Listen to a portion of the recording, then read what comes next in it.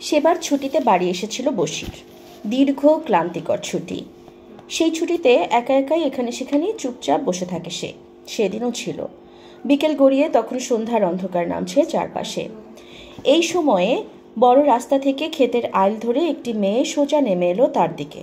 বশির খানিক থমকে গেল। এই নির্জন সন্ধ্যায় মেয়েটি তার দিকে কেন আসছে? পাখি অবশ্য তখন স্যারের বাড়িতে যাওয়ার সংক্ষিপ্ত রাস্তাটা ধরতে চাইছিল।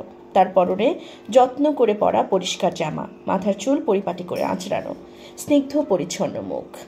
তাকে দেখে কোনোভাবেই বোঝার উপায় নেই যে সারাদিন রাইস মিলের রোদ ধুলোবালিতে অমানসিক পরিশ্রম করে কেবল কিছুক্ষণ আগেই বাড়ি ফিরেছে সে। তারপর যতটা সম্ভব নিজেকে গুটিয়ে নিয়ে পোশাক বদলে আবার পড়তে বের হয়েছে। বশিরও বুঝল না। সে বরং মুগ্ধ চোখে তাকিয়ে রইল। একটা হলুদ প্রজাপতি যেন বড় রাস্তার ঢাল বেয়ে উড়ে উড়ে নেমে আসছে তার দিকে।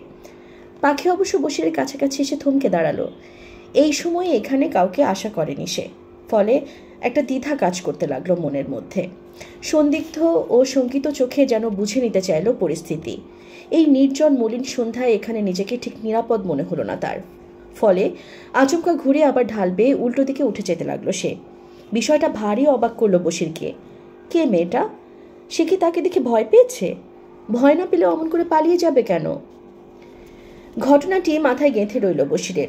রাতে ঘুমাতে গিয়েও কিছুতেই ভুলতে পারল না বিষয়টি। এমনকি শেষ রাতের দিকে পাখিকে স্বপ্নে অবধি দেখল সে। কি আশ্চর্য!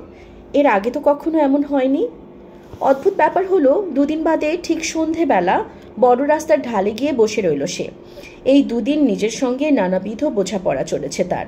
তবে সেই বোঝাপড়ায় কোনো ফল মেলেনি। বরং একটা বিষয় পরিষ্কার হয়েছে। মেয়েটির সঙ্গে কথা বলতে চায় সে। আর সেটি যদি সম্ভব নাও হয়, তাহলে অন্তত একবারের জন্য হলেও দেখা করতে চায়। সমস্যা হলো, পাখি আর সেদিন এলো না পরদিনও। তার রাইস মিলের কাজ হঠাৎ বেড়ে গেছে। এই সময় বাড়ি ফিরতে ফিরতে রাত হয়ে যায়। ফলে অন্য কোনো কাজ করার সুযোগ থাকে না। বশিরের অবশ্য এসব জানার কথা নয়। সে বরং অপেক্ষা করতে লাগলো দিনের পর দিন। সমস্যা হচ্ছে, তার ছুটি ফুরিয়ে আসছে। আর দিন কয়েকের মধ্যেই তাকে চলে যেতে হবে। কিন্তু পাখির সঙ্গে দেখা না করে সে যাবে কিভাবে? পাখির সঙ্গে তার দেখা হলো চলে যাওয়ার আগের দিন। দুপুর থেকেই আকাশ মেঘলা। বিকেলের দিকে বৃষ্টি নামলো। সেই বৃষ্টির মধ্যে নদীর ধারের সরু আইল ধরে কেউ একজন হেঁটে আসছে। তার মাথায় একটা বড় সবুজ কচু পাতা ছাতার মতো ধরা। মেয়েটি দ্রুত গতিতে হাঁটছে। বৃষ্টির ছাঁট থেকে নিজেকে রক্ষা করার চেষ্টা করছে সে। বশিরের মনে হলো মুহূর্তের জন্য তার হৃদস্পন্দন থমকে গেছে। সত্যি সত্যি তাহলে মেয়েটির সঙ্গে দেখা হবে? সে আর কিছু ভাবার সময় পেল না। উঁচু ঢাল বেয়ে দৌড়ে নেমে এলো সে। পাখির সামনে পৌঁছানোর আগ অবধি আর থামল না। পাখি অবশ্য প্রথমে তাকে খেয়াল করেনি। সে বরং যতটা সম্ভব দ্রুত বড় রাস্তায় উঠতে চাইছিল। কিন্তু হঠাৎ তার পথ আগলে দাঁড়িয়ে থাকা ছেলেটিকে দেখে ভড়কে গেল সে।